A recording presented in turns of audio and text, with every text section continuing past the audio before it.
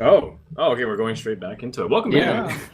Welcome back, everybody, to the Archon Team League Championships Finals here from Plano, Texas. My name is Frodan, joined by Noxious. Yeah. You awake there, buddy? I'm awake. You had a long marathon of a series just now. Yeah, it was a crazy series. I'm actually pretty happy about the result. Like the games were really exciting. Like winning 4 games in a row. I don't know, that was pretty cool to watch. Yeah. Well, it was a very exciting thing to watch. Even though ultimately Tempo Storm did fall and they are in 4th place, they do get another chance tomorrow. Just has to win 3 in a row, which is really difficult. It's quite the gauntlet to go through to win 3 games in a row or 3 series in a row, best of 11s, right, Amos? Yeah, but still not out yet. How we're doing the seeding brackets is that all teams have a chance, and those who perform well will have an easier time in the final bracket. That's right.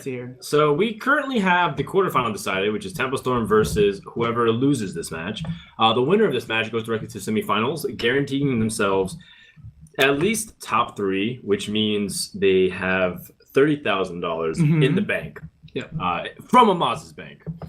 And in the grand finals, Cloud9's already cashed in, getting themselves $60,000. I made a mistake earlier. I said 90. Right. It's 60, which means 20 split, or however they just choose to distribute it. Maybe Life Coach just needed money because he always denies people donating and whatnot because he's well off. So maybe he gives it all to RDU. Oh wow. Yeah. It makes sense, to make up for the Mech Shaman losses. Yeah. It's comfort money, right? Something like that. Yeah. Wouldn't Mech Shaman losses means that audio gets less of a cut? No. It could be, but then he has to deal with all the hatred and all the mean comments. Comfort money. Yeah, it is. He can cry himself to sleep and wipe off the tears with the dollar bills. Well, you won't cry if you're gonna get first.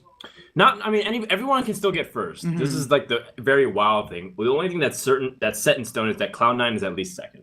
And they will be able to play for first tomorrow. We have one more match today. It's Value Town versus Nihilum. We've been seeing Value Town and Nihilum play. It's come down to this series to decide who's going to guarantee themselves a spot in top 3. And I think this one's going to be another one that's really intense. I feel like both series so far has had their moments, some of their crazy moments.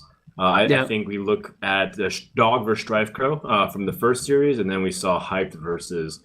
RDU with the low rocket show. It was just like absolutely insane. We were going crazy at the bottom. Were you? I didn't hear the screams maybe, but because you guys were screaming. Yeah, I was screaming alongside you, definitely. Yeah. But I hope you guys have enjoyed. Make sure to hashtag ATLC. So as we get ready for our 3rd match of the day, we're going to take a look at some extra content we prepared as we get ready for Value Town versus Nihilum. This guy's toast. Previously on the Archon Team League Championship, Firebat BM's Forsen. Pretty rough. He's going to be exactly at 1. He can still top deck Fireball, right? Or he doesn't have any more Fireballs. He's got no more of those. Oh wait, no, one of them was given to him by Archmage. You're right, he could top deck Fireball for the lethal. That would be a crazy finish. So he can ice block Fireball once and find the other one with...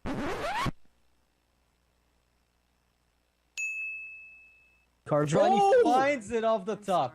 RDU, you have come to not fall for that crap, and by repeating it, he's actually falling for it more and more. Look at Firebat. Thank you. Whenever people do this, Forsen knows they don't have it, and now Firebat just has it. And now Forsen turns around and he's cheering, he sees the lethal. This is just unreal. Oh, poor Forsen. Later, Forsen would go even further beyond. Being Forsen, you probably just implosion. Yeah, for damage. Don't even need to spawn the imps at this point. Nice job, Forsen. That's perfect. And now Zalay is gonna get...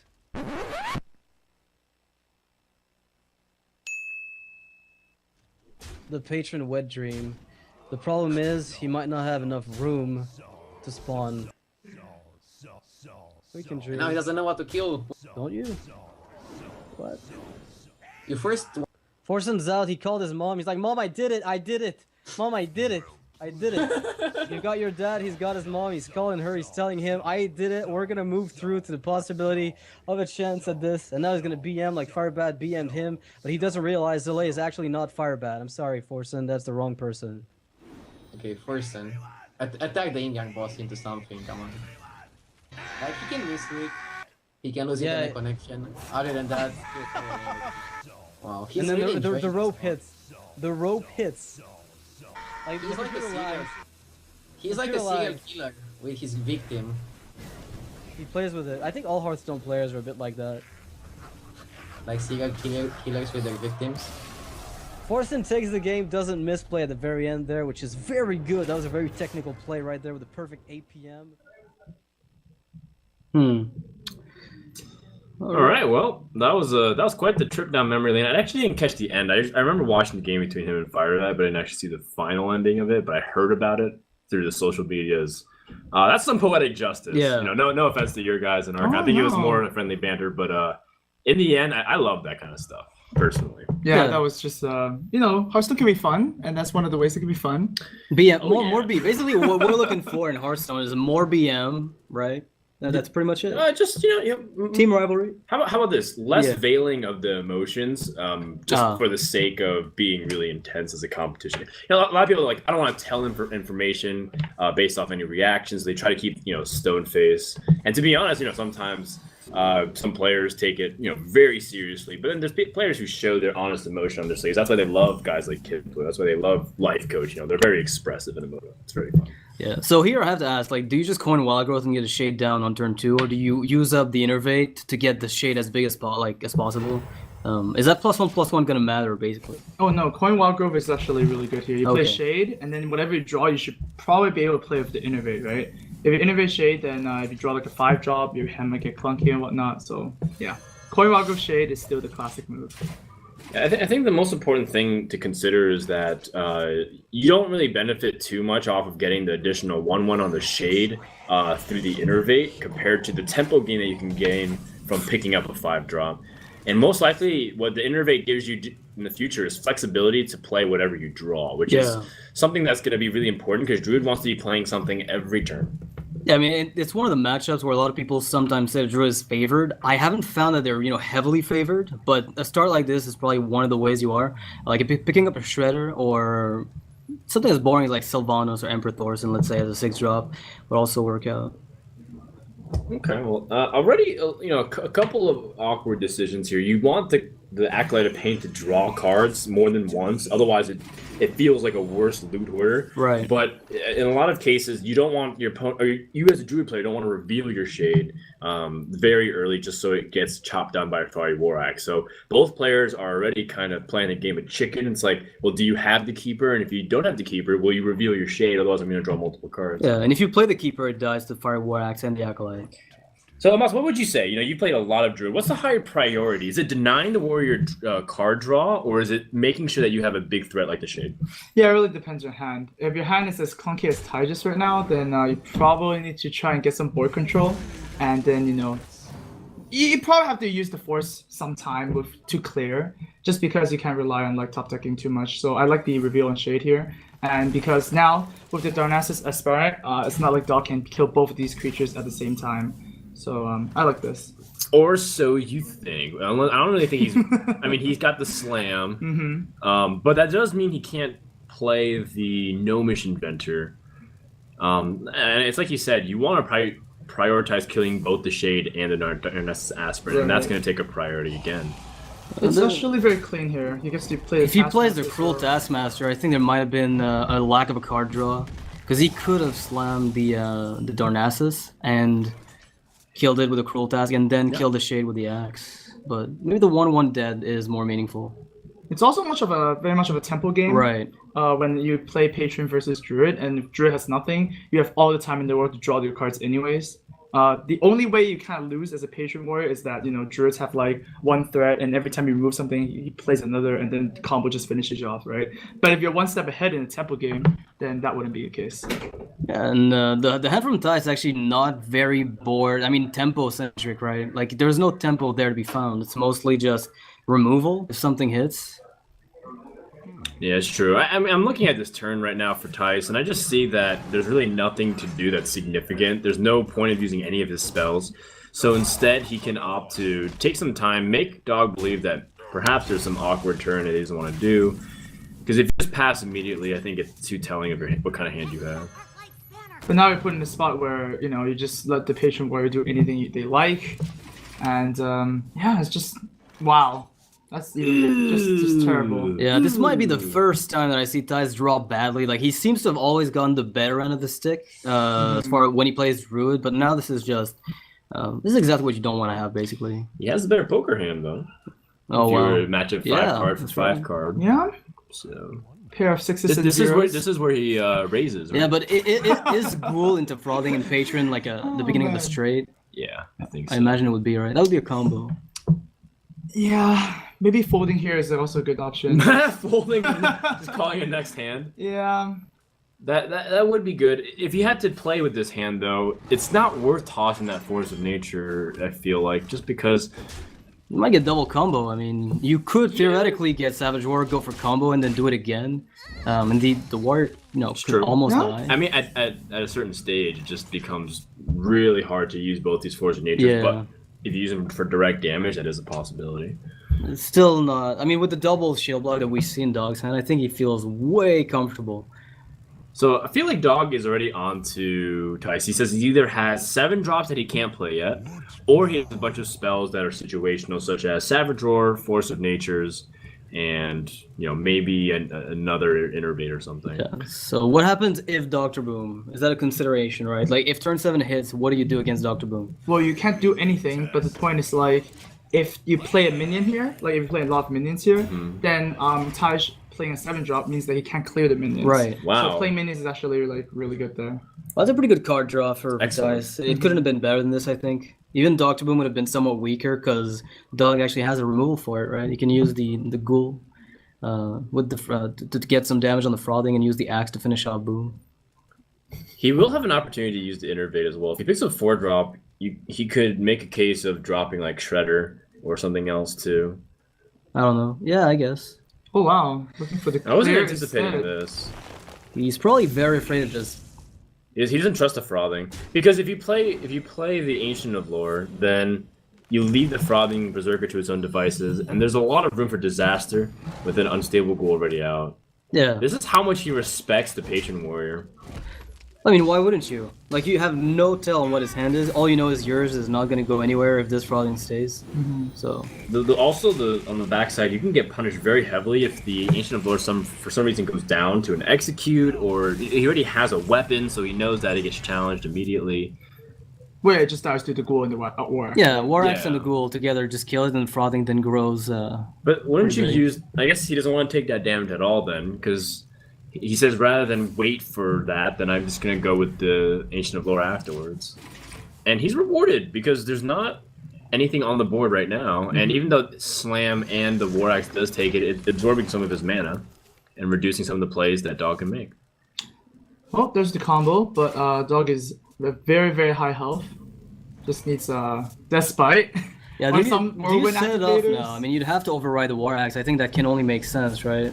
That's okay. I mean, the War Axe doesn't really get much value, generally speaking, against Druid. It's improved. It's improved somewhat because of cards like Dionysus Aspirin Right. and the Living Roots. But before, usually what the what the Fire War Axe does is kill a Shredder. That's pretty much it. Nowadays, equipping the Death Spite and always threatening that second activation is huge. It's also interesting because I feel like Harrison Jones has cycled out of the metagame, despite the fact that Patron and other weapon classes are still rather dominant. It just feels like people don't really run that weapon hate as much. I mean, we've seen a lot of Druids run it, though. I think Dog's Druid maybe runs it, if I'm Yeah, not mistaken. yeah. He may Actually be the one only of the one few. player. Yeah, I think there might 2 players Who that else have it. does? Yeah, good. That's the interesting thing. I think Hyped ran it. He drew it and it was dead in his matchup at the very end there against Patron. Well, taking a look at Tice's hand, he can innervate out the Emperor Thorson, right. and that will make the combo only 7 mana, as well as Swipe being able to be squeezed in there. So that's an 18 damage combination just from the hand, Yeah. and that's a very intimidating board. Yeah, Dog, however, is like the perfect answer on 9 mana. He can basically play Patrons, get the wow. Whirlwind Activator, and Uh-oh. execute. Yeah, that Whirlwind is a very good draw. Yeah. That is, let's see, you kill off with the weapon, you have 1 patron run into it, so that's 3 patrons that remain. Sounds right. Okay, and I like that you know, just sequencing wise, you don't need to actually take an extra damage, so make sure to hit the Dragon Drake. Second Whirlwind would lower the 3 health. And also, what's really nice too is that you can trade the 1 health patron in and keep the other ones reasonably healthy, so that way your opponent can't get good trades in. Yeah, he's gonna have to go for Force Damage Savage War defensively. That seems like a horrible play, but he doesn't have the choice, I feel. I don't feel like that's a super horrible choice, actually, because like patrons have like X amount of threats, and you know, you have your big minions, you have your cantrips like Azure Drake, exactly. And then you know, just grind them out from there. Because when you clear the board, you also stop their battle rages from happening. So you know, hopefully they don't have that, and their cards are just exactly what Taisha has, just like So do you go Drake swipe Savage Roar to kill everything, or no? There's no way you can't do that. What There's about no way, just sorry. Drake swipe and then just kill off one of the 3/1 patron, and then you have a 3/3 patron versus a Dragon Drake. Yeah. Do you not trust that? But I mean, a single Inner Rage or Cruel Task. I mean, you've seen one Cruel Task, so I guess it would be reasonable to assume he doesn't have a second one. Yeah. They tend to be somewhat exclusive with the other minions. I guess I feel that maybe the combo is more valuable than it is, but perhaps it's not as valuable. And Tice feels like the priority to clear the board. I mean, to be honest, the quality of his hand is much better than that of Dog's, and he can just outvalue it just with cards like Azure Drake into swipe. Yeah, it's actually looking pretty good for Tice if Dog doesn't pick up a weapon. I'd say a weapon would be one of the things that Dog's looking for. Deathbite, probably. card draw is also really Yeah, important. any type of cycle, like Battle Rage would do it. The thing is, half his deck works. Right. Oh, wow. That's bite it is. Yeah, looks like he's gonna pick up exactly what he wants. Still though, if it's just 1 patron. Taisha's looking for something to play. I think he not wants the to hold Drake, off. yeah. Yeah, hold off the Azure. I'll take that. Something. That's better than It's nothing. something, and it can't be targeted by the Deathbite, which is pretty significant if that's all he plays. But I have to imagine he's going to play the Drake here as well, just because there's too much floating mana. And he got the Ancient of War. Okay. I guess we melee down this Armor Smith. To force a kill on the AoE. Yeah. If another Whirlwind effect is picked up by Dog, the Shade is gone. But then the Ancient of War has no way to be to die. Like, you'd have to sacrifice a patron to execute it down. Oh, that's perfect. Oh, There we wow. go. Wow, that is the insane. dream. The Inner Rage, so that way you can get the 4 patrons. You know, Dog has struggled a lot throughout ATLC finals with just some unfortunate draws at the wrong timing. And of course, a few plays where he seemed to choke. But it seems like this game, he's got that long series in between has definitely got an opportunity to reset his mind. He's looking in good shape right now. Yeah, Dog got pretty unlucky in the previous series, Yeah. so, you know. The first few matches were a lot of bad luck, but the last patron game we saw, it seemed like, as you said, he was choking maybe on some of the plays. Yeah, he's one of the first people to admit, like, you know, he didn't play his best, but you know, now he's getting some good draws when he needs it. He's making some pretty solid decisions. You could actually just charge and swipe. That would clear it. wouldn't Yeah, it? I do like that Druid the Claw in charge mode. Just clear off the board. With Pretty sword. fantastic. Yeah, and you still get a 4/1. Wow. That is amazing. Yep. Now what is Dog? Whoa. I mean, it works the same way either way. Yeah, you have to do that. Never mind me. No, I thought he was attacking the wrong one, but it doesn't matter if you kill a 3-2 or a 3-2. Right. And it's at the stage now where he's used both patrons. Yep. Right. He used 1 War Song and 1 Frothing. So basically, the last real threat is that Frothing Berserker, or any mid-sized minions that he can't answer, like if Emperor Thorson gets a lot of damage repetitively. Yeah, this Execute, I don't think he'll play right now. I mean, is it really worth using this on 1 damage in this deck? No, Armorsmith challenges it. Yeah, that's it. Just like, Okay. It's I like- guess it does in the end. Yeah, and you're at 42 health. He's already used a combination of Yeah. Force of Nature's Tower Drawer. this Execute will really surprise me. Well, it's what's gonna also happen that's really interesting is like I think this already communicates to Tice that Dog has Execute, because if he had Cool Taskmaster or something else, he would Would've almost been like played. instantly use Yeah, it. snap play. So it's like, well, now he's gonna play Armor Smith and he hesitates. So Tice is like, okay, he has Execute. So if I'm Tice, I trade into the Armor Wow. That's well, perfect. that's what Tice was looking for. As weird as his early game might have looked, and yeah, Smith. He was bound to hit these kinds of cards eventually. right, Exactly. right. And it was the combo that actually was Yeah. very valuable It's set in it up. carrying the board. So now I see the light, and maybe this is why I never beat Patrons as Druid. Yeah, but the thing is, Dice is a sick Druid player as well, right? Might be the deck that he knows the most. That and Hamlock, I would say, are his two best decks. Right. Or classes or archetypes he's most familiar with. If I don't see a 10-5 here, I will be uproot disappointed. that. Yeah, You uproot that. you have to. Okay, well, here is an actual interesting choice. It's the fact that, the Dr. Boom has to go into the Acolyte, so that he can only draw one card, and then it absorbs so much damage. And then But- what do you do with the Ancient of War after that? Oh, that's fine. I mean, What's gonna kill 7/7. you, right? Uproot! Yeah, he has to uproot this. No, he doesn't have No, to. no, it doesn't have to. But doesn't I have want to? him to. No, Yeah. that's not uproot. For the sex appeal. Oh, come on. Do it! No! What? Boo! Boom. Your mother was. Put in Lothar. He'd uproot that. Yeah, Lothar would do it. And the thing is, like, And he'd flex afterwards. Yeah. Win-win. Hmm. I think that he needs to coach Dice. Oh man, second battle rage. Everything's just cycling for one. Oh, well, Okay, that's that's convenient. something. I mean, it's gonna kill the Ancient of War. Yeah, Is it a bigger priority to kill the Ancient of War or Dr. Boom? Yeah, that's a good question. I'd say probably. You have another execute, so maybe the Doctor Boom to mitigate more damage. You're still looking for the other execute to kill the minion. So yeah, I think you might be right. It's just better to whirlwind and execute Boom. Question is like, how do you win without frauding? Like, Yeah, just one frothing and one war song left, right? yeah, there's one war song, one frauding. He's still, at 43 health right now, right? Yeah. So it's not that impossible, but Not bad. Okay. Wild Growth. You'd rather just draw the card you would have gotten with Wild Growth, Right. but at least you have that mana room to play with. yeah. Ancient okay. of Lore, pretty good pickup. Probably the best that he could ask for, short of another big taunt minion like the Ancient of War that could just seal the game. Yeah, he's got one more Savage Roar too, right? So he can always find that extra damage to seal the game a bit faster. Not that he's worried about anything really coming from Dog. Yeah, you already seen one is Yikes. cute. That's so- that's a rat, so that means most likely the last frothing can be dealt with, even if it somehow survived. Dog's gonna have to pass again. His last hope is to slowly but surely chain draw into the frothing in the last execute. Yeah, he's got 4 cards. He has 2 executes. He has 2 executes and he's only used 1, right? Yeah, there's one left in the deck. So you're saying that he needs both execute and the frothing? Yeah, Yeah, so he he's gonna needs buy time. everything. He's gonna have to have buy time over 2 turns. Yeah, Shield Block would help a bit. And even then, I don't know if it's enough. Yeah, but there is a 20 health, so would you be able to deal 20 Huh. with 2-0 in effect? I think you might be able to. Oh wow, that's gonna shorten That its clock. changes almost. I think I might shorten it down just to 1 turn. Yeah, one after turn. this. So Yeah. Taj just one more draw. Play like both BGH and It's the... impossible though. He only can draw 1 card.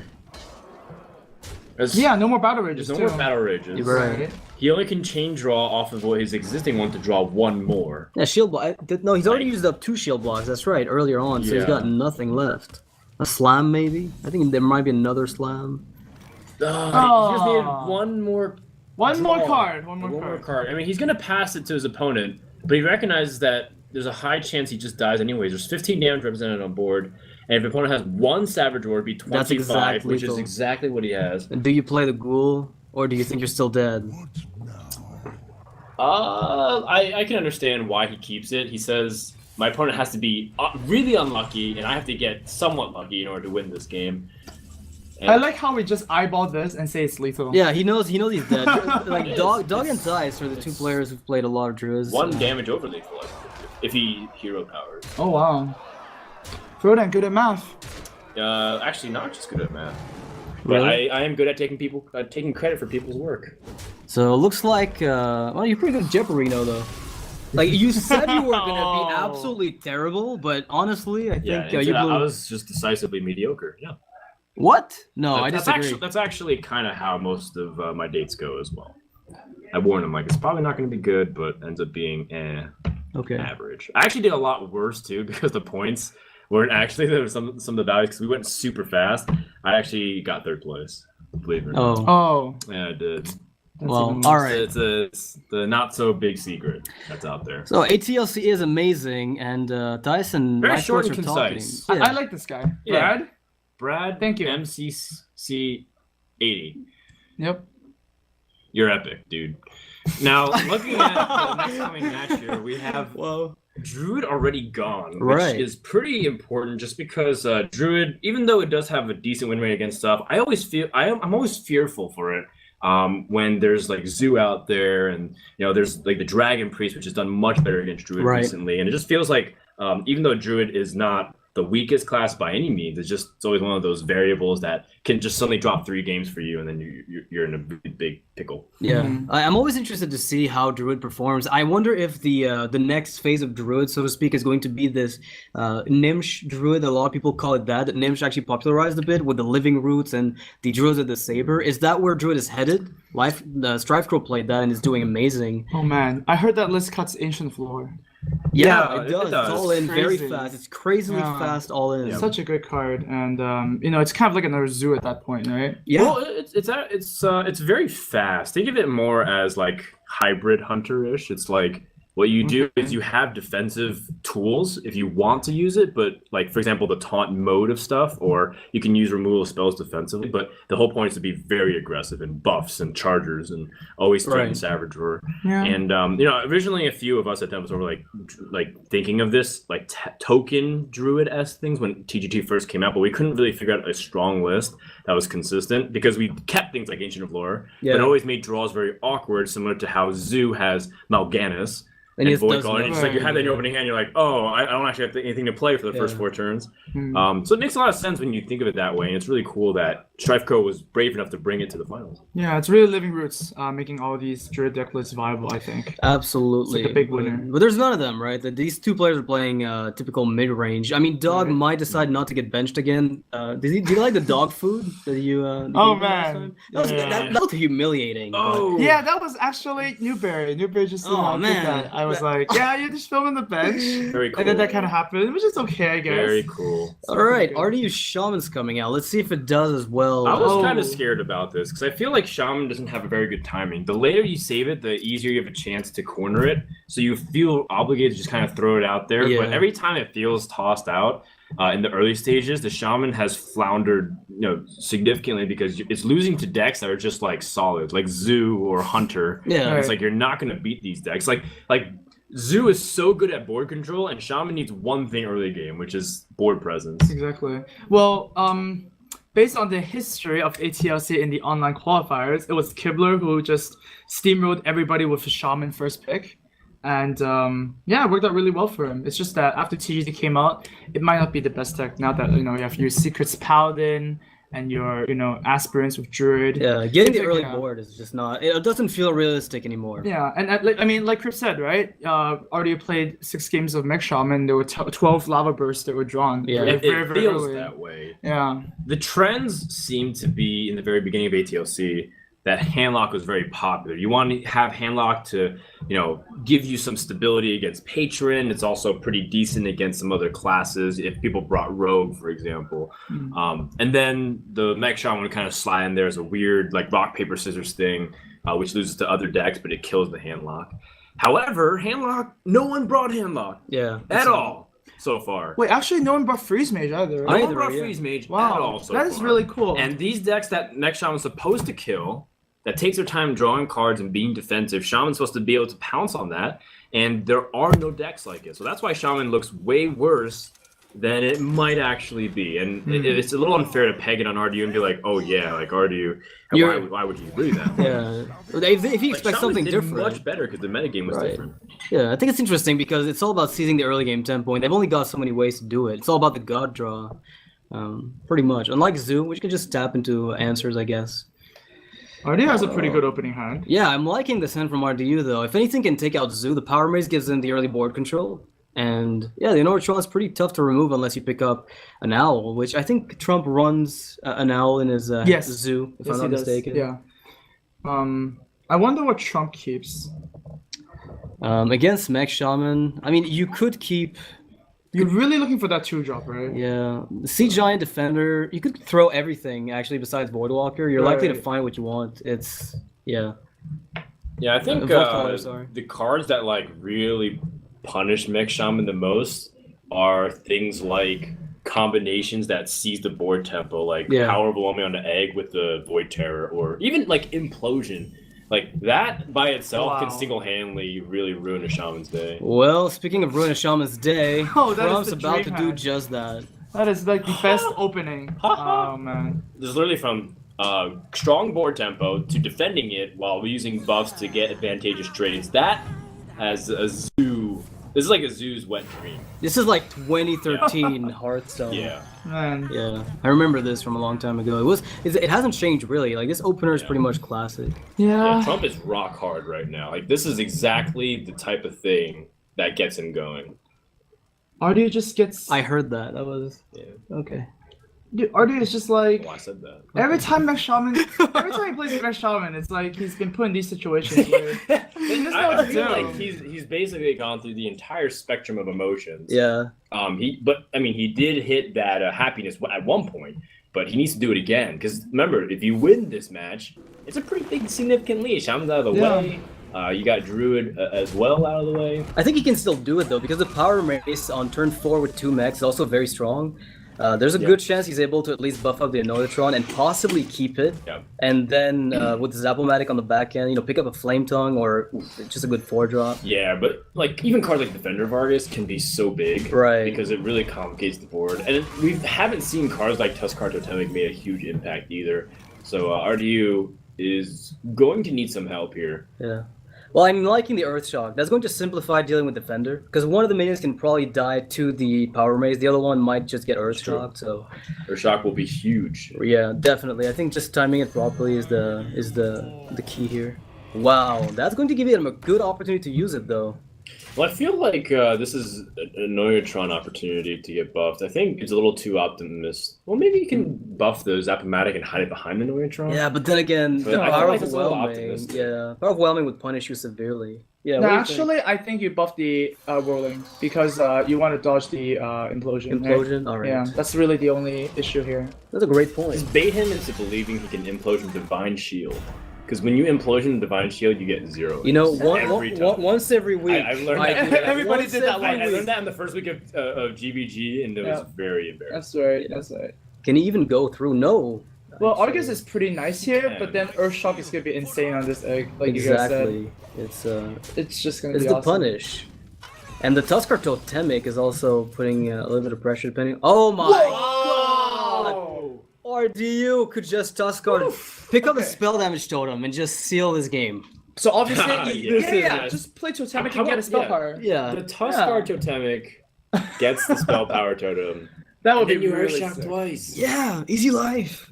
Actually, Easy even game. if you miss, you just Earthshock twice anyways. Yeah. Because you might get like, what if you get Flame Tongue Totem and he Earthshocks twice and just hits 10 in the Oh face? man, not 10, 14. Oh, 14. 14, you're right. That is The a lot of buff. damage. This is called hashtag never life tap again. And if it's in order to do that, he has to play the Tuskar Totemic to the left. Oh no, he doesn't go for it. RDU, RDU. you are forsaken. So that play is because he just doesn't want the Tuskar Totemic to get traded in easily. Yeah, if it backfires. But it does the same exact thing as what he just did. Well, and you get a 3-2. And he get a 3-2. I'm kind of surprised by this totem play by RDU. Well, it's actually like a 1 of 4, 1 in 4 chance to get a spell power with the hero power. And the Tuskar's a 1 in 7. Seven. Because the No, Manatide, 8. 1 in 8, Flame it's Tongue, 12.5. and Vitality Yeah. Totem. And Totem Golem. Oh, you're right. Yeah, So give it 1 in 3-4. 8. I don't think you're mad if you get Totem Golem. I'd be pretty happy if I got Totem Golem. Well, Totem Golem's my bro. He's actually my best man at my next wedding. Is he? Yeah. Oh. Totem Brolin.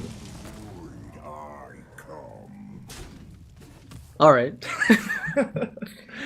Okay, so now we play him, right? 10 out of 10. Yeah, Yeah, it feels that was a really 10 out of 10 joke. That joke would have killed in the West Coast. Yeah. You guys in Texas had no sense. Oh, he's got a Searing Totem army going here. What do you do with this if you're RDU? Yeah, I think we need a demon here, a big demon. Oh, what a big demon. Crazy demon! Alright. Walker's pretty buff. See what we have here. Big. Oh, okay, that's also not That's bad. playable now. You can play all your hand. That's Yeah. actually perfect. You can play everything. Yeah. Just don't trade before you actually drop. Oh, But he's pretty low on health though. Like both players are weirdly low. I think you might just punch face here, unless you're worried about. You might trade actually. You have to You- because the lava burst and stuff. could Most be- likely should trade because of the instance of burst, which is Right. basically the last chance here, and you still have. I mean, you still have an opportunity to two-turn lethal him. Yeah, possibly even next turn with a good top deck. Okay, so that's something. Is there a way for RD to actually win from here? Top deck Doomhammer with that, like getting a Stone Claw would mitigate 2. Yeah. No, it's always the Searing. Oh man. 3 times Searing Totem. Yeah. I think that's it. I think the Splitter is trying to fix Mech Shaman. They're just like he won once. This isn't supposed to happen. We just released TGT. And it's just like the consistent issue, right? Right. Zoo is just so consistent, and every card is kind of playable. Meanwhile, the Mech Shaman has like. He could unplayable win cards. actually. Also, Like oh no, Crackle would have to if So- 7. Yeah, never mind. I was gonna say like top deck Crackle, Lightning Bolt 4. yeah, even that doesn't. Okay, make so it. he's gonna bank that Trump's gonna eventually life tap, but I don't if think I'm Trump, so. I just don't really life tap, right? Yeah. But what I might do is trade, and that buys RD a bit of time. Would Doomhammer save him here? Oh, Not quite. Oh, he's just so close to lethal. If it went for I face think last it- turn. you can afford to tap here, especially if a demon comes into your hand with Void Caller. you just double trade, and then you go face for 8. Like, what could go wrong? An Oyotron? Is there a card that deals 10 damage? No, right? Um. But then if you miss, like if imagine if you miss. Uh-oh. What No, happens? this is okay. Oh, that is not a miss. That is not a miss. That is No. definitely. That's everything but yeah, a miss. that's pretty. Oh, man. That's pretty good. Is it? Yeah, you would think so, right? Frodo? Yeah, I I'm not- think it's pretty good. He used both Urshocks too, so the effect is good to go. I'd be really surprised. RD would be one of the first mech shamans I see to innovate by playing Hex Elemental Destruction. or Big Game Hunter. No, that's not gonna do it. The Pilot Shredder just does not have impact. Shaman drops again. Trump ties up the series, but this was a tough matchup to begin with. We're talking about how Zoo Warlock is one of the most effective classes and archetypes to take out. Yeah. Shaman. Yeah. Go. It's kind of the anathema of Shaman, I think, where they just can't get aboard ever. It's might even be worse than Paladin with Consecration, I think. Poor Shaman. Yeah. Even with like Totem Golem on turn 2, it's just too slow, right? Because you still have to do another turn 2 afterwards with Overload, and nobody's just wearing that deck. You Yeah. have like your Innervates that gain board control really quickly. You have your life taps to Giants even. Do you ever think the Mm, variance doesn't of cards, like the hero power being random for Shaman, and some of their not cards random. being, Just play just Right. for True Heart. yeah, and then you get whatever you want. Wow. Yeah. But then you wouldn't play that It's not card. so random, is it? You wouldn't play that card It's if the actually class... 0 value because you could just RNG and get every single red totem all the time. Yeah. So what he's saying is you're fixing a design flaw by playing Justicar True Heart. Yes. Well, not a design flaw, but a design Well, that you don't Blizzard. like. Okay, so you have to imagine. Right. You have to imagine that Blizzard tested Right. summon 2 totems. Oh, It's like because okay. they did summon 2 1/1 recruits. And it's like, okay, this is probably not too broken. It's Okay. really good. Yeah. They're like, well, what if they summon 2 totems? And obviously that did not pass R&D. So they say choose any totem, and that was okay. Yeah. So apparently, and I have to think it has to do with like the totemic might stuff. Yeah, with, probably. Sure, that makes sense. And also, it kind of reminds me of the whole Hemet needs to be printed because Yeah. Beast is going to be like very dangerous. So Yes. definitely didn't pass So- the testing. So Shaman That's getting a to bad choose. comparison. Shaman getting to choose their totem apparently is it could borderline break the game. Really? But Quartermaster is in the game, you know? I'm not sure. Yeah, but Quartermaster is no different than like Patron Flood. I mean, if you think about it. Yeah. Yeah, Just we like have a they have bunch the of- Thunderblood Valiant. It's just hard to pull off. Like I think if Inspire worked like better, it was easier to enable. I think Shamans would be fine. Okay. Yeah. Oh, I just thought of yes, Discard Drew Heart does let Shamans pick the same totem twice. Right. It could have like 7 spell damage and just insta kill Could. you. Yeah. Good. Theoretically. But it's alas, we'll have to wait to see if that ends up Yeah. being the case in the future. For now, I think that was a really nice win for Value Town. They didn't really, it wasn't like a must-win situation, but Yeah. it was like would like to win. 2-0 as a lead early can also, especially if the Shaman wins, right? We have to like emphasize that. If the Shaman, if Nihilum gets away with getting a Shaman out of the way, then you're gonna have a harder time going forward because there's a chance you can farm that deck. Like it seems like a weak spot for them, so it's good to keep it up. Continues to be so, at least on paper. It's played 7 games. It's lost 6 of them. Right. And for now, we're going to go to Priest versus the Mech Mage. Kibler, he's been doing very well for Value Town so far. I believe he has gone 4-1 Yeah. in his 2 matches. And if he goes another 2-0, then he really lives up to the Master of Duels. Someone should tell him that he already won it, that he doesn't actually have to try as hard anymore for that. That's a good point. Yep. Since he is, in Tell fact... him to slow down a little bit. Yeah. Keeping up with the consistency, just saying that, I have the best record in the whole ATLC. Yeah, it's good to have, you're a good Magic player, and then you transition the biggest tournament that happened, you're like, oh, I got, the best record, so... The non-BlizzCon tournament, of course. And he's doing it playing Priest. But I mean, Priest is in a good spot, though. I mean, I actually haven't seen the resident Priest player on the casting desk play much Priest recently. But how have you been liking Priest since TGT came out? Yeah, it seems like Priest, the only viable deck right now is the Dragon Priest, which makes me a little bit sad. I do prefer the, Shadow Priest? Madness, Recombobulator it, Shigmeister, and then, Cabal it. But Kalento's playing a version of that, which is It's like a hybrid Dragon Kind of. control Priest. It seems like everything is a hybrid now. And Well, like, because it's halfway, you have everybody some wants elements. to do everything. Like, they like to have options now. Can I please have 40 cards in my deck? Yeah, Yeah, 40 the cards. danger of that, sometimes it does nothing. You want to do everything, but Yeah, it's doing nothing. yeah. But hey, this hand is gonna do something from Kibler. It's like the dream hand against a mech mage, which is very tempo oriented. Yeah, the Azure Drake is also, I want to say, better than Twilight Guardian in many cases, just because you can keep it. Whereas Twilight Guardian, if it's the dragon enabling the other ones, there's a chance you never draw something to enable it. I think that said, I'd still rather have the Twilight Guardian. You have a good point. Sometimes you can't Yeah. activate it, but like the value of having a strong curve is also really good too. Oh, that's tricky to handle. Like, do you just skip your turn and ping? Man, this is already such a good position Kibler put himself into, because this Yeah. coin valence Played Zombie Chow. Yeah. is gonna be insane.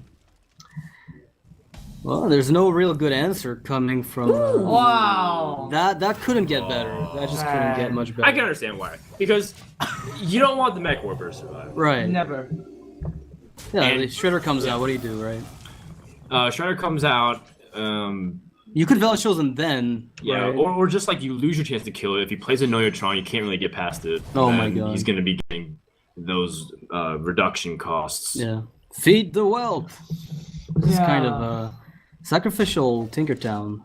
This spare part is really bad. I'm watching Lord of the Rings here. Well, it's an interesting crossroads because most likely that Twilight Whelp will die no matter what. Mm-hmm. If he heals it, it dies to the Clockwork Gnome trade. And Or if you play the Blast Worm Mage, Rest yeah. agent, that also just dies to the Fire Blast. But by playing the Worm Rest agent, you at least force your opponent to use their hero power. Which denies them tempo. That's right. Unless they're playing Blast Mage. If you want to play around Blast Mage, you kill the Clockwork Gnome and then heal it back up. Oh wow, really? I think you just kill the 4/4 and Yeah. then just drop the 2/4. Because if you kill the 2-1 and there's a fireball, you lost your opportunity to get rid of the 4/4, and Right. then the next time that comes up is gonna be on Light Bomb perhaps. So it's a bit clunky to leave it out. I mean, at the end of the day, it's either heal for 2 or drop a 4 health creature, and 4 is bigger than 2, so you might as well do that instead. Oh, you picked up on the Amaz map. Yeah. All right. Well, Kibler's gonna choose to save it.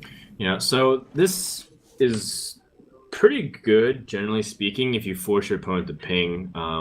It's very unlikely, even if you get the Goblin Blast Mage, that 3 shots go into it. So most likely he'll still have to trade, even if in the worst case scenario. And I like that Life Coach is putting an emphasis on putting out this mad scientist.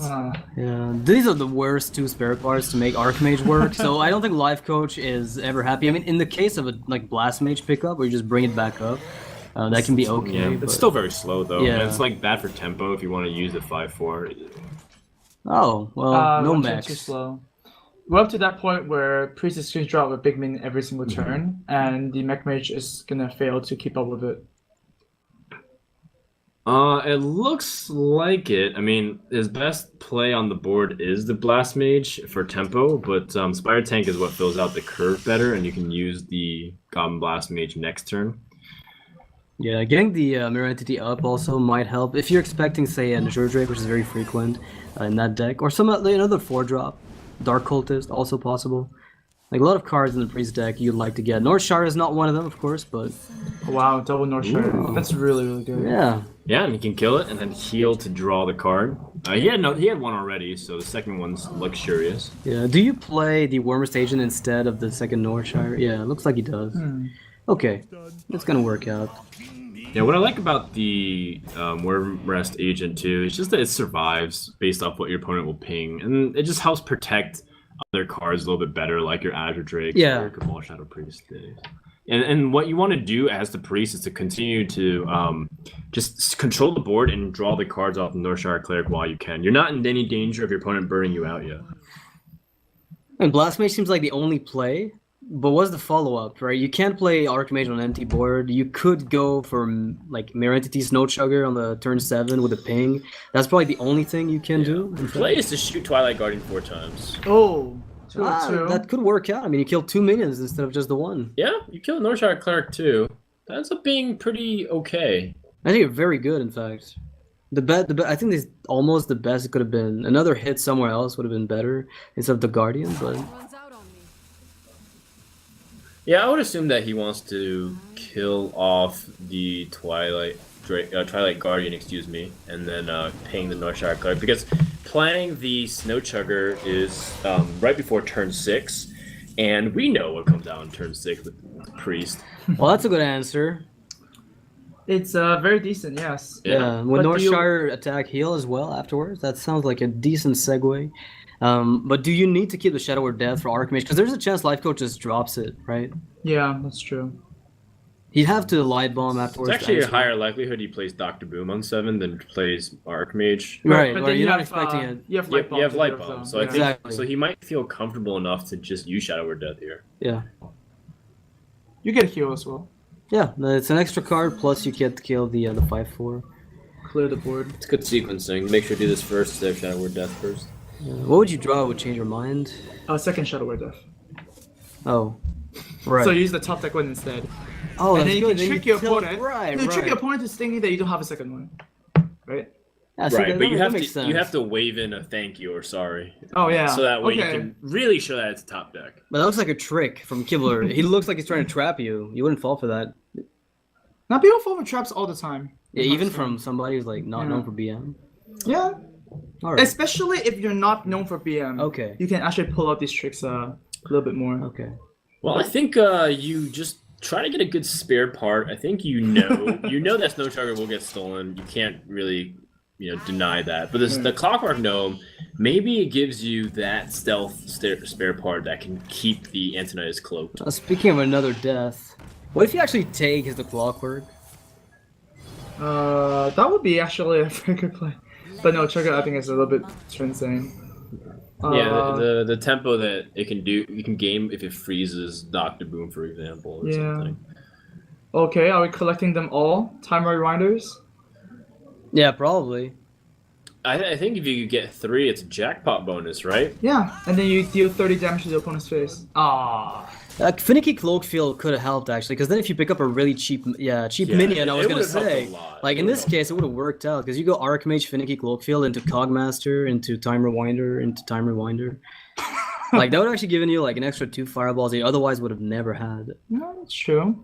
It's a marginal Not position. in this but- case though, but like even if Life Coach's hand all turn into fireballs, I don't think it would still work.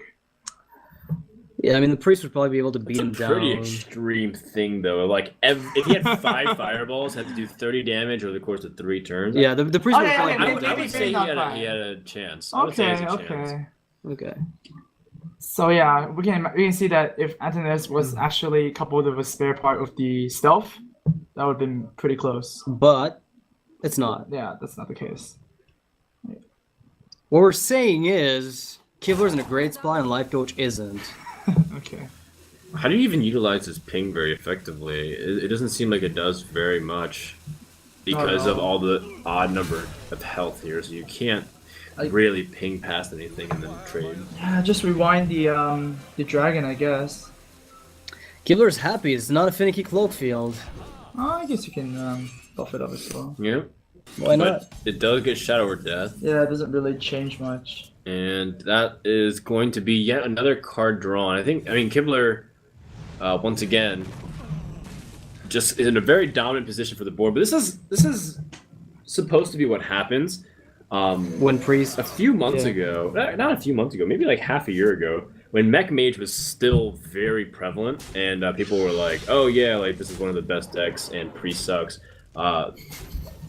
I heard from a source within Blizzard that Mech Mage's like lowest win percentage against matchup wise is Priest. I have no doubt about that. No doubt about that. Yeah, even back then. But the thing is, since the entire metagame wasn't just Mech Mage, you really couldn't play Priest. But yeah, it did make sense. Like, because people were like calling out, like, "Oh, like how do we beat Mech Mage? We can't really beat it consistently without like killing our win rates." And like, no, just play Priest.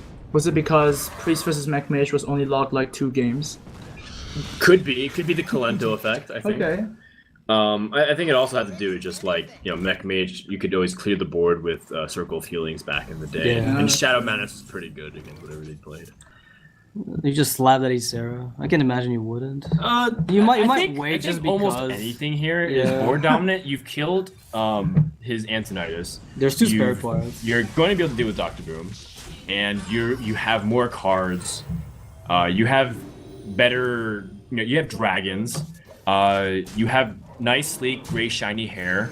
You have a play mat with your face on it. You have a dog that's adorable. It's a Pomeranian. I think Kibler is set. He's got it all, man. He's got Master of Duels title and 5K in his pocket. Mm-hmm. What else does he have? What's his next step then? 4K dinner. Well, like, I guess his next step is to get enough money for the wedding because the marriage costs so much. Oh yeah, he was telling me. In the He's getting interview married, is he? that- Yeah, he's like, if Wow. I win all the money, I'm gonna spend it directly on the wedding. And 'cause, it's right after ATLC too. Yeah, right? it's actually next week. Were any of you invited? I wasn't. I wasn't either. Yeah. We're Wow, we're not feels dragons. really bad. Yeah, he's laughing at us. He heard us. Oh, he's like, nah. He heard us. Oh man. Yeah, he's actually listening. What a jerk. Yeah. Look at him. Look at that smug face. He's like, yeah. Yeah. I said I didn't have any more invites, but I did. One's out on me. All right. Well, basically, there's nothing we can do here, and the Boombot's hitting optimistically to kill the Azure Drake. Yeah, kamikaze And- mode maybe would kill the Drake, but I don't. Even that sounds like far-fetched. Okay. That sounds pretty far-fetched. Oh, you return Dr. Boom, get more Boombot hits. Man, Killer can't keep his excitement down. He's like, I'm undefeated almost. Almost. Yeah, he did drop a game. I think it was to Tice. Oh, yeah, Doctor Boom on turn 3. Right, that was a bit unfair. It's a bit hard to beat that one. I mean, just Shadow or Death would have saved him. He even had a really. chance that game too. Yeah, he wasn't that It far. wasn't like unwinnable for him despite that. It was like there was still a small chance he could have won there. It's funny how these two players don't mind the game dragging on. Life Coach might just concede Yeah, that. look, we're just I done. think he just he's done with moves this. past it. He's like, okay, you have too many good minions. Like I think Life Coach's last hope is if Kibler had all situational spell cards, like more light bomb stuff, Yeah. and less like actual minions. And then maybe Life Coach held on with the idea that he has a flame strike or something. Yeah. And he can climb back on the board, but it'd be very unlikely because I don't know why else you would want to face off against that many minions. Yeah, we were talking about that earlier, right? Like, if he had a Flame Strike in his list, he would actually be able to come back. There was a position as well, which happened, I think, in the last series. So, Valitown's up 2-1 against Nihilum. It's not really that big of a deal early. I mean, we're still in the very early phases of the match. Mhm. It could go either way still, like it did last series. You know, we had a reversal, 4 wins in a row from Nihilum. Overall, it just seems like Nihilum's mech decks have not been, performing as well as it should be. The Mech Mage from Life Coach has been doing well, I think. Did okay. I mean, Yeah. it's only Okay. played a few games. Yeah. The Shamans played a lot of games. Yeah. And the Mech Mage has outperformed the Mech Shaman so far. But it realistically could be like Mech Shaman wins the next match and then Mech Mage loses 4 games. And then Yeah. who's the real culprit here? You tell me. Yeah, it's actually hard to evaluate because it feels like both decks suffer from an inconsistency, but I think cards like Mad Scientist, giving yourself an immediate tempo gain make this a little bit easier. Yeah, I would say so. The Mad Scientist is still really effective in, when you bring out the mirror entity. I know people were originally talking about it seems like no one brought Fel Reaver with Mech Right, Mage, and I no think one. that was like the big recent revitalization, especially in the Chinese server and a few other places. You would slap in Fel Reaver, take out Mad Scientist and the secrets, so that way you have more consistency. 'Cause sometimes you draw the secrets, you Right, have Scientist, right. or sometimes you draw Scientist but secrets already in hand, and it's like doesn't really matter. So the Fel Reaver is supposed to bring that up, and then I guess Eloise took it a step further and said, instead of Fel Reaver, I'll play Clockwork Knight and Blingtron. Yeah, and I actually like the Clockwork Knight in mech decks. It's largely undervalued. The thing is, it's still the deck still can't salvage the lack of card draw, right? When you don't draw on curve, when you don't curve out, it's pretty much impossible. Whereas you have other decks that are still Sure. like Druid, right? Like they can still play that new deck with a bit of a better, smoother curve. So knowing that Life Coach just lost, Yeah. but it feels like people aren't really afraid of the bench rule these days. No, not at all. You just have to account that Life Coach might queue up again and just play Patron. Yeah. I feel like it's still an okay time to send Dog out again to just play Patron one more time. Although, like, what is Druid good against that was gone and now he can play? I don't really think anything. Yeah, so- there's nothing there for Dog's Druid to really exploit. I feel like it's just fine. Like, just go ahead and queue up something from Dog. You could jump with, I mean, into Patron, I guess you have a chance, right? It's probably like your better matchup, And perhaps. stop leaving Dog by himself. Like at the very end, they always do this with Value Town. I don't know what's Dog's up with the that, last right? guy. Well, Dog is the last guy because Druid is just really bad at all the matchups, right? You want to Yeah. give it as least chances as possible. The most chances. The least, so that if you put it at the end, then it doesn't matter, right? You just want the other classes to win immediately, and then the last deck has like, oh, if you can win this game, you don't have to play anymore. So in that sense, I kind of feel as like the least amount of opportunities that you need to use that deck. Yeah. Does that make I sense? don't- Because if you I don't play understand. early, Are you calling Druid good or bad? no, I mean it's bad right now in With this the specific matchups, matchups, yeah. right? So that's why they're not bringing it first, because in the chance that they lose of it, they have to bring another thing. Whereas if they brought something like what they're doing now with Paladin, and Paladin has an easier time, then just more chances to win. I agree, but from the exact opposite perspective. Like in the sense that I'd rather play my best decks first, so I give the most chances for Druid to win. It's like the same exact thing as you're saying. Wait, but Drew is the worst matchups, right? So you're actually Right, playing the so- worst deck. So your Right. chance to win, say, is 30% every time. Whereas if you bring a good deck, it'll be a 60%, but you have to play the 30% anyways later on. Yeah, Yeah. actually I agree, but just from a different opposite perspective. Oh. What Or about you're you're gonna talking win about the least bad. I'm talking about the most good. Because The Druid, goodest, because right? if you're up like 5-1, that means you have 5 games of Druid to at least try to hit. Right. So that's why you don't pick Drew. Right. first. That's what I'm saying. Exactly. Okay. So we agree. We agree Okay. that we agree. I don't know what that was Good all job, about, but No. there's a Fiery War Axe in Life Coach's hand. That's a good one. Yeah, a See, good for- one. A great one. I don't even know. I mean, It might be the only one too. you think so? Yeah. It might be. I'm not saying it is. We've seen people run double Fiery War Axe. Yeah. But if that's the only one, then that's a very fortunate draw. Yeah, Life Coach is actually one of the players who plays like one Owl in Handlock. The one War Axe in Patron Yeah. would make sense as And he well. gets away with it every time. Yeah, every single time the Owl's on time. I think the reason is he rarely ever silences off his Watcher, where some people still do, even after the metagame shifted so much. No, silencing a Watcher is still very effective. Yeah. If you play 2 Owls, if you're playing Life Coach's list, don't No way. use it to silence Right. because you need it for Sylvanas and Shredders and like really other powerful Tyrion, things. any Tyrions. bucks. Tyrions. Valence shows it, which always feels bad because the minion's already pretty chunky and priestless, so you're not really silencing much. All right, so, Okay, so a pass. I guess it's all about Life Coach thinking what he does on the following turns, because most likely he's like evaluating, okay, if he plays mini bot, what do I do versus Knife Juggler. Now, Trump is in a position where he can once again go into the position that who was the one playing against the coining out the Knife Juggler versus coining out the mini bot? Strifeko, Strifeko was, did yeah. that. Dog. And he, Right. Yeah. I believe. He ended up doing the mini bot because ended up he doing the believed mini it's the bot. Fire War Axe. Because he was afraid of the Fiery War Axe. Exactly. And I think that's a really interesting lesson that, like, because guys like Trump were watching, I wonder if he's going to, like, change his opinion. Like, oh, I go Knife Juggler first for more damage. But in this case, he does get punished. But next turn, he has, like, Noble Sacrifice and Right. Knife Juggler. Exactly. yeah, I would probably prefer keeping the Knife Juggler for turn 3 in that case, but there's a chance Life Coach doesn't even pop the Spider, although he does have the Whirlwind, so there's Yeah. really no incentive not to. I do like the creeper here more. 'Cause even, the Noble Sacrifice is effectively a 2-1 taunt, and also spawns a knife. Yeah. And it gets propped. So Life Coach could choose to armor up and go for Fire War Axe Whirlwind next turn if he wants to, but then again, if there's secrets coming out, you might feel a little uneasy about letting stuff live. The real challenge is, I think Trump was agonizing over, is what if his opponent coins an Acolyte out? Yeah. He actually can't do anything to that. Yeah. So he's just evaluating, like, is it better to be safer here, where my opponent has potential to punish, versus play the very smart, consistent route with my curve and feel good about it. And I think this is ultimately better. Yeah, using the coin up on your opponent anyway is probably like against Patron. You're probably happy to have him use up the coin on Acolyte early. I guess. It's rare to be able to play around everything in an Right. efficient manner. Yeah. See, Life Coach just develops the axe and doesn't bother attacking with it. Tron must be very happy over himself playing that creep reversed. Yeah, because then it's confirmation that what you thought was correct. Yep. And a lot of times people use confirmation bias improperly, but in this case it was correct. Oh, no! Trump logged out. Yeah, and the camera's not allowing him to be A on. money tower's playing in his steed. Oh. It was actually like No, orange it's earlier, fine. right?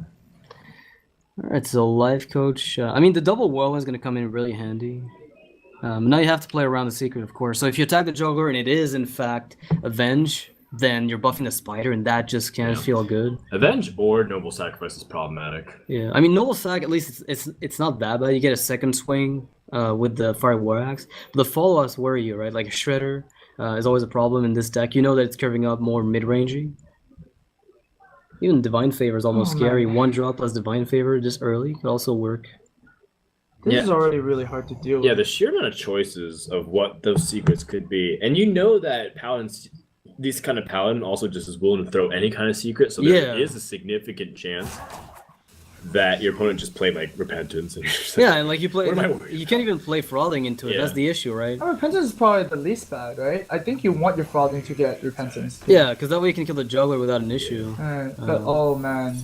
This Blessing of Kings is gonna get some crazy value. Here's the juggle. Oh, hits that. I'm not really sure if it changes anything. Oh, Well, it the becomes a other 4. juggler, it might. That's like 4 Oh yeah, knives. play the juggler. That's crazy That's amount of 5 knives. knives. But then you're really open to a whirlwind play. That's 6 knives. Yeah, you're still like it's like 6 knives with the extra. He 2 also draw. can't kill both jugglers at the moment on board, and then you also have the Blessing of Kings on the shielded mini bot afterwards. I think this is Probably by the far best the play. strongest play Right. that Trump has. Yeah, Well, with I think- double whirlwind, I think Life Coach is gonna get out of it without too much of a Okay. problem. But Now- without that, it would be an issue. Now, what would you do, Noxious, if all juggles here missed the Frothed Berserker from this point on? Will you shave your beard? Yes. Oh! Just say yes. You just say yes. That would've been I fine. should have said yes. I mean, the odds, the odds were in my favor, really. I think it's too late, right? It doesn't count. now. Yeah, it's okay. It's Well, what a okay. waste that I was was. just putting you on the spot. Yeah. I was like, I would have done it probably. Like if I said yes and I'd acknowledged it, I would have probably done it, and I would have casted the But you tomorrow were without chicken a at the end. Yeah. Yeah. Okay. Yeah. No worries, man. Angry chicken, man. I think the fact that you have a beard already proves how manly you are relative. To, Oh yeah, I'm sure to it me, does. yeah. I'm sure it does. It does. Yeah. Well, this is one way you can dissect the Patron Warrior. I know a lot of people are always feeling confounded about how to take out this deck, and the key is just that pressure. He's at 16 health if he swings at something, one of these jugglers, and most likely his play is just to play very defensively with AOE clears. Yeah, which removes a lot of his win condition for the patron spam, and then the shredder is gonna stick unless there's another weapon. And if there is, you can probably kings whatever comes out of this. So No, actually, you can use an array here. you would, In the whirlwind Yeah, again. I guess. and just keep the Ah. okay. Instead of using the It's axe. better against Divine Favor. That's Oh, for sure. trying to get more value No. out of the whirlwind.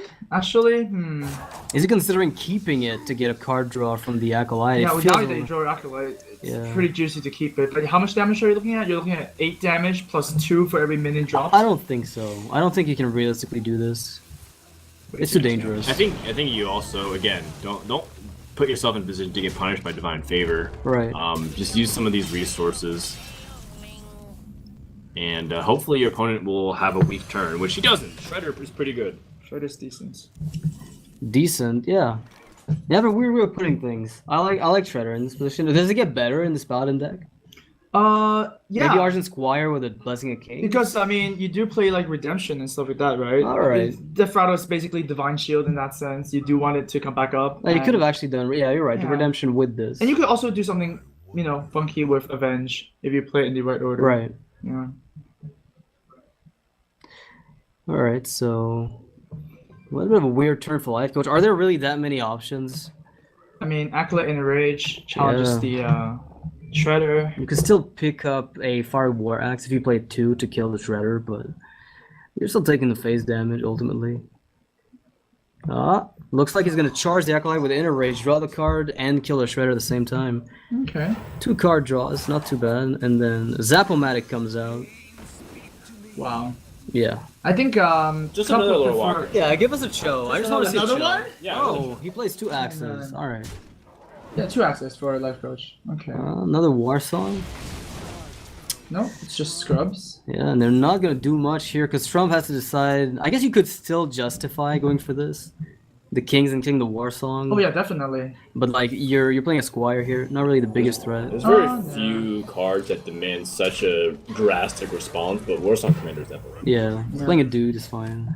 So Trump is just waiting for that mysterious challenger. Life Coach is waiting for that execute. So yeah, I Well, guess he can still just continue drawing here. that's one way. I think I'm trying to evaluate if No Mission Bender has any place versus using. I don't think using the second Warsong Commander is very wise, but it might be one of those desperate times things as the game develops. Yeah, but how do you win from here, right? Like, what's the swing turn? You've used 2 Whirlwinds, so Patron spawns rely on your Death Bite, and the Ghoul, right? Yeah, let's start with no mission, see what happens. The Gnomish could pick up the execute. The thing about playing the Warsong Commander is just that it's your second one. So if you lose that, then you lose the ability for Grim Patron to have major impact immediately, and you have to wait a turn, which is just the difference between living and dying sometimes. Well, no, like the thing is, Warsong Frothing, killing a 1/1 would give you a 4/4 Frothing, Right. which demands an answer as well. But Choose Champion makes that really weak. So the axe also allows you to take out that 6/4 afterwards. Oh. Alright, he's gonna opt to put down 2 threats that kind of demand a different type of answer. Yeah, I mean the 6/4 defies can only swing to one of these creatures. Nice curve there, Trump. I actually like Life Coach's play a lot there. It's good. Yeah. Yeah, so it's really cool. It's really clever because, it, like you said, it forces reactions because you want both of these to go down and not give your opponent any chances. I think at the same time, though, the Frothing Berserker seems to be a bigger priority because ultimately, if your opponent's drawing a lot of cards, inevitably when you hit Divine Favor, it's going to be okay. Versus the Frothing Berserker might get out of control. Well, Can That's it how I really when you're on 30 here? Like 2 Whirlwinds have been seen. I guess the Ghoul will be the biggest issue. You don't have a weapon, so you can't really handle it well. I think it makes sense. I agree with this Yeah, attack. makes sense. I can understand where it's coming from. Like, and this is actually like growth from Trump. I always feel like Trump's one of those players who like, no, do not get cards. That's not value. You know, just like playing from a mindset where sometimes the inner arena player comes out here. Oh, that's actually a really good pickup for Life Coach because he could face tank the Shredder and wipe the board if what's inside the Shredder has 1 health, I think. oh, but then you really want to draw the extra card though. Yeah, you attack the Yeah, that extra card is pretty big. the Ardent Squires. It's execute or something along those lines. Show that first. Does that change his turn ever? Because I feel like going for the Ghoul charge is just with the axe is hard to say no to. It's true. It's a good point. I think the really difficult part of it is that he still has the mana to do it otherwise, so Yeah. it doesn't really change too much, like you said. Well, would you have actually used the War Axe on the Shredder first? I don't know, because if Annoyer Chuan or Frostwolf Brunt or Robocub or whatever one of those 2-drop with taunt comes out, I'm out of it. Right, but here you're just conceding the Warsong Commander, right? As You could attack into the Shredder and see what comes out, I guess. I mean, yeah, it's pretty much gone. but but you would have done that the other way around. Right. Yeah, exactly. Yeah, I think now that Life Coach stops and thinks, I think you're correct. That was a small little sequence error, which may or may not cost Life Coach depending on how the Shredder drops. Here we go. It's just Challenger is getting more and more likely Oh, by the second. huh. That's a really high pressure redemption. Interesting. Well, If he doesn't do though, it tells Life Coach exactly what's going on. But can he even play with that information? Because he still has to do it anyway. Still has to remove the minions. okay, I think you have to you just have to kill the Warsong. Patron is just too big a threat if you leave it up. But then you don't get value out of your redemption. Or maybe another mini bot comes up. Maybe you do get another shield mini bot, right? Okay. Or Lord Walker Show. So play redemption first. Wait, no. The problem with playing Redemption first is that you don't know what comes out of the Shredder, and it could be something very bad. Yeah. Right. That you don't want, like explosive sheeps, and then it comes back again, and then it kills the board. Then you die. and Patron would be getting Grim Patrons off of their explosive shields. Right. I mean, that's a very fringe scenario, and you don't really talk about these corner cases much when you're calculating. Well, no, there's unstable goal as well, so it's actually pretty like relevant. two cars are maybe a Yeah. problem. Oh, that's a good one. Wow. Yeah, More pretty juggles. good outcome here. Oh. Now this is pretty good redemption. I do it just because he But- might not kill the 1/1 because But it's not he a hero high threat. powers, yeah. But he hero powers, so Wow. ultimately it's not as significant. What does Life Coach think his opponent's holding on to? It's not Divine Favor because it would have been played. Ah, that's a good pickup for Life Coach. Actually, he can almost wipe. Actually, he can wipe this board with Slam. That's right. That's it. The board's pretty much gone. Yeah, Trump's last few draws were really just Yeah, not blanks. very valuable. Mysterious Challenger top deck carries, but Yeah. Mysterious Challenger would be pretty good. yeah. I mean, the executes still haven't been drawn from Life Coach. There's a good chance he finds one very soon. I mean, you got Shield Slam. I can see him using it here, but he doesn't really need to. He could slam and Fiery War Axe, and he'd be fine. Yeah. I mean, there's really he's not dead. There's no way he just dies out of the blue. In fact, it's one of those things too where it's like fighting card inefficient again restricts your opponent's ability to come back into the game. And when you have some decent minions that you're going to eventually pick up, like Grim Patrons and even Emperor Thorson, you can get a lot of mileage out of them. Yeah, the 5/5 doesn't get answered by Paladin. Would you slam the 3/2 and then just like kill off the mini bot? Yeah, probably. I mean, no, I would slam the 2/2. Sorry, you get the card. No, I draw. wouldn't slam the 2-2 because then the minibot just gets a free trade on the Armor Armor Smith. Smith. Yeah, and you kind of lost the slam for no reason. Just slam something I else guess the later. 1/1 would survive and they would still challenge the. Oh, there we you go. That's the card he's been looking for. Yeah. Trump But actually. is it too late? Is it too late? Because now, as you can see, Life Coach has shield block and shield slam. Oh, you're right. So if he can deal, if Trump can, if Life Coach can deal with this effectively and order correctly, then it should work out pretty well. Because when you know that your opponent plays 5 secrets, you know exactly what they are. Right. And they don't trigger kind of like Hunter Traps, where some trigger before the others and whatnot. There's always like a set way of dealing with it. Yeah, but the execute still between the shield slams, the shield slam and the slams drawing cards. There's definitely a possibility that the execute just takes away the danger. Alright, we'll have to see where Avenge procs here. Yeah, if it goes on the bigger minion, that's a little, I would say, unfortunate. Yeah, it would be unfortunate. Minibot's the best case. Minibot's the best case, and That's really bad. that's Yeah. the worst case. Definitely. Yeah. Even mini bot's not that good because it still dies to a single shield slam, but then a 6/6 at least does something. Yeah, it's spread out so that way it's less impactful. So this is a good opportunity for Life Coach to seize the board.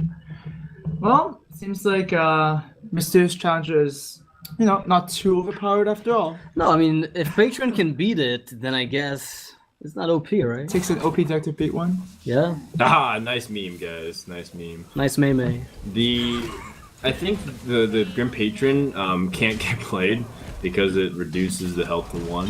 Yeah. Repentance. Oh yeah. So he's in a very awkward spot for the future turns of what he wants to put as 1 health. Maybe the Emperor, or maybe he just gets another cool Taskmaster or something. Yeah. I mean, Cog Hammer would be pretty sweet here, I think. But not that it would do much, but... Not bad. Not bad, that's no. not awful. There's no more War Songs for the Patron to abuse. So it's going to take like a few turns before the Patrons really start replicating. I mean, it's board presence, and your opponent's already used a lot of Whirlwinds. Does he play Quartermaster? I could swear I've seen it somewhere. I don't Yeah, me think. too. I think I've seen it in Strife Crow's deck. Oh, that might be It's it. probably the case here. That might be it. The big thing that you might see in Trump's decks is whether or not he tops out at bigger mid-range or bigger minions you might see in mid-range decks like Yeah. Tyrion and Dr. Boom. Dr. Boom or Control. I mean, those are both viable. Yeah. All those Alright. archetypes. So let's remember there is a Repentance. There is a Repentance. That actually gives a really free... Oh, well... Oh, there you go. Yeah, sure. Yeah, we would do that. Sure, and That then play sounds Grim good. Patron afterwards. Yeah, definitely. So Repentance and the Redemption is still there, which is also kind of bad for Patron because more 1/1s will come out. What about a buff? Oh, Secret Keeper. that's not what we want to see. That reminds me of drawing Undertaker. Like, yeah, exactly. Very, very late back then. Yeah. Yeah. Which is why I feel like sometimes the faster decks. I mean, I think he's running a 1-of Secret Keeper, right? Not maybe. So a lot of people run like a single one.